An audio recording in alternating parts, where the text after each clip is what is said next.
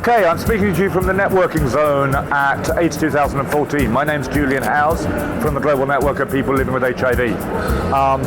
We've had a really exciting, fabulous week here. You will be seeing clips from the satellite which started our week here, which was around our Global Advocacy Agenda, which looks at prevention, care, treatment and support, human rights, community mobilization, strengthening and activism. And it really has set the tone for what has been a fabulous week for people living with HIV and PLHIV advocates. I wanted to give a brief introduction to what this is. What we did as people living with HIV is we worked our best to engage as many other positive people around the world as we could in conversations about what agenda we would have as positive people for what needs to happen next. What you'll see in here is a list of things that are really critically important for people living with HIV that no one organization could ever possibly do on its own. And so the idea was that different networks of people living with HIV and different partner organizations would take on different areas of this agenda according to their competencies.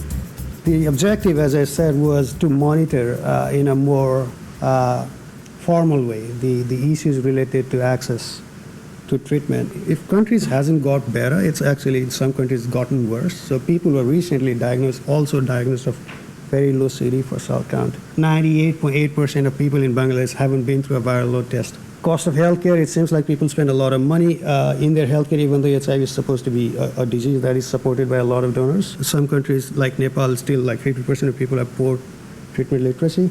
6, I believe, countries are still using stavudine. In Uganda, we don't have a young person represented in the Global Fund country connecting mechanism. And it's not only in Uganda, but even in many countries. We are also not having HIV-specific services that are relevant or suitable for young people living with HIV. Even when some of us are on treatment, we are not improving on this treatment. Meds are not safe, a lot of side effects. Young people are traveling long distances to go and access these drugs. And even some of us are forced to be on drug holidays just because there are drug stockouts. At the same time, we are seeing that punitive laws that criminalize existence of key populations are being enacted every day. It basically tells you where we know HIV non-disclosure, potential or perceived exposure, and non-intentional transmission is a crime. Laws that are punitive and stigmatizing and also unscientific. They really do not help the cause in any way. But there have been a remarkable number of really encouraging policy developments. Advocates have worked with health professionals and experts to produce their own versions of the Swiss statement to make sure that the science particularly around the risk of HIV transmission, is understood by the courts. Currently, there are no network, either globally or in any region, that is specifically for transgender women living with HIV. We've already heard some of the challenges, even from one of the strongest network around the globe, APTN, is the difficulty in engaging transgender women living with HIV in the network. When you have been disappointed so many times, rejected so many times, discriminated so many times, it's not easy to trust. If we actually build transgender-specific services, they will come to us. I want to talk on WHO guideline. How far are countries in implementing the guideline? How are community involved in implementing the guide? What are the remaining challenges for treatment scaling up?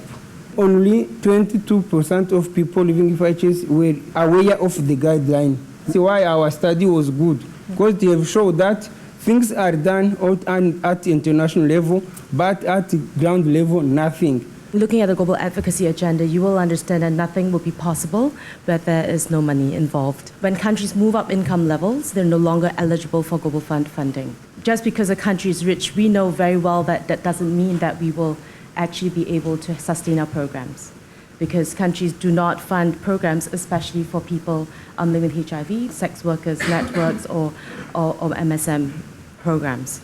But we know that the poorest of the poor and the most marginalized and criminalized populations are no longer just in low-income countries. The largest population now reside in middle-income countries. Our region is a region with the fastest growing HIV epidemic in the world. and access to treatment as of 2012 was only 25%. And main donor supporting IRT procurement for almost entire region, the Global Fund, is phasing out its current funding. Legislation in some countries is a very big barrier for access to treatment for key affected populations. For example, in Russia, substitution therapy is forbidden for IDUs, and it creates a lot of problems. It's almost tragic, actually, that 30 years into the epidemic, suddenly, human rights seems to be the thing that has come to the forefront. After we've struggled so long and so hard to get where we are, and it seems as though, in a number of places, our governments just want to reverse all of the work that we've done. But I guess our role is to continue to keep this struggle on. So for those of you who were here and all our supporters, thank you ever so much. We're a small organisation, and the punch that we've had at this conference could have been made possible without an incredible number of volunteers from all over the globe. Thank you ever so much.